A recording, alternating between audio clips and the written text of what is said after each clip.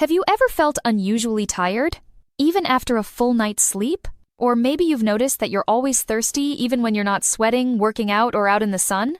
Here's the shocking truth. Over 1 in 3 adults in the US already have prediabetes, and most of them have absolutely no idea. And it gets worse. Many people are told that once they develop type 2 diabetes, they're stuck with it for life, that it's a chronic, irreversible disease.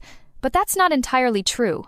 In fact, research now shows that in many cases, type 2 diabetes can be reversed or placed into remission with the right lifestyle strategies. Yes, you heard that right. And in the next few minutes, you'll learn exactly how. Why does this matter so much? Because diabetes isn't just high sugar. It's the silent root of devastating complications like heart disease, kidney failure, nerve damage, and even blindness. And the worst part? The damage starts before you're even diagnosed. That's why millions of people walk around with rising blood sugar, subtle symptoms, and no clue of the danger they're in. And let's clear up a common myth. Diabetes is not just about genetics. Yes, there's a genetic component, but your lifestyle choices play a much bigger role, especially in type 2 diabetes. That means you have power. You're not powerless, and you're not broken.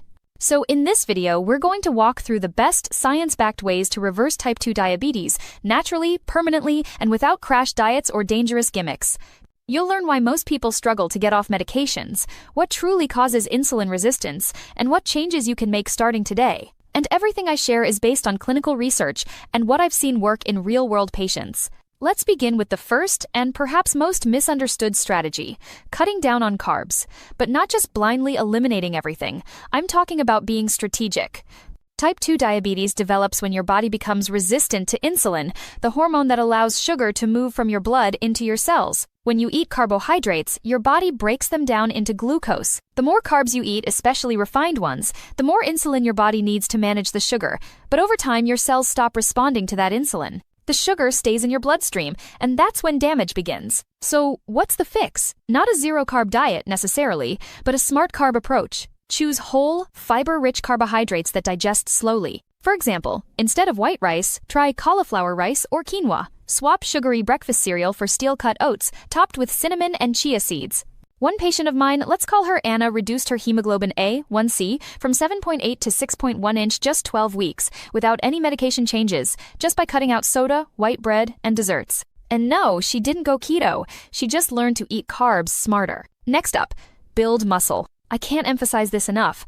Muscle tissue is metabolically active. It literally acts like a sponge for excess sugar. When you have more muscle, your body uses glucose more efficiently, which means your insulin doesn't have to work as hard. So, yes, walking is fantastic and I recommend it for everyone. But strength training, even just twice a week, is where you'll start to see serious metabolic improvements. Don't worry, you don't need a gym membership. Bodyweight exercises like push-ups, squats, and wall sits can be done at home. One landmark study published in the Journal of Clinical Endocrinology and Metabolism showed that even moderate resistance training significantly improved insulin sensitivity, even if the participants didn't lose weight. I've had patients in their 60-second start lightweight training and reduce their medication needs within months. The takeaway? Don't just lose fat, build muscle. The third strategy is a game changer. Intermittent fasting. You've probably heard of it, but maybe you're not sure what it actually does. Intermittent fasting isn't a diet, it's a meal timing method. The idea is simple. You give your body a break from constant eating, which allows insulin levels to fall and your cells to become more sensitive again. Think of insulin like a key trying to open a locked door. When your body is constantly producing insulin from non-stop snacking, the door gets jammed. Fasting gives that lock time to reset. Start small. Try a 12-hour fast from 7 p.m. to 7 a.m. Then work up to 14 or even 16 hours, depending on your doctor's advice. One patient I worked with, Maria, age 49, tried a 14-10 fasting window, eating between 9 a.m. and 7 p.m. After 3 months, her fasting glucose dropped from 140 to under 100, and her energy shot up. No extreme dieting, just giving her body the metabolic space to heal. Let's move on to a secret weapon most people overlook. Fiber. Soluble fiber in particular slows down digestion and prevents blood sugar spikes. It also feeds the beneficial gut bacteria that help reduce inflammation, a major contributor to insulin resistance. Think of fiber as a buffer zone between your food and your bloodstream. Foods like lentils, flaxseed, chia seeds, avocados, Brussels sprouts, and oats are fiber-rich and incredibly helpful. A great tip is to always pair a carb with a fiber or fat. So instead of just eating a banana, add almond butter. Instead of plain toast, try toast with avocado and hemp seeds. It's simple but powerful. Now here's one most people underestimate. Sleep. Yes, your blood sugar is directly impacted by how well you sleep.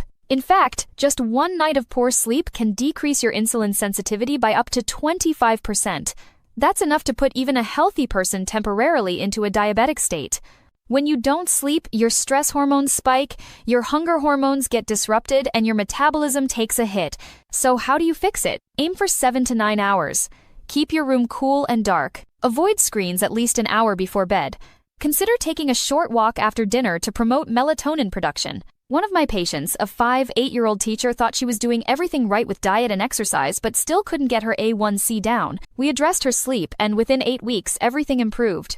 Another crucial step: track your progress, but don't obsess over the scale. Weight is important, yes, but waist circumference, blood sugar trends, and post-meal energy levels tell you much more about what's working. Start a simple journal. Every week, check your fasting glucose at the same time in the morning. Write down what you ate the night before.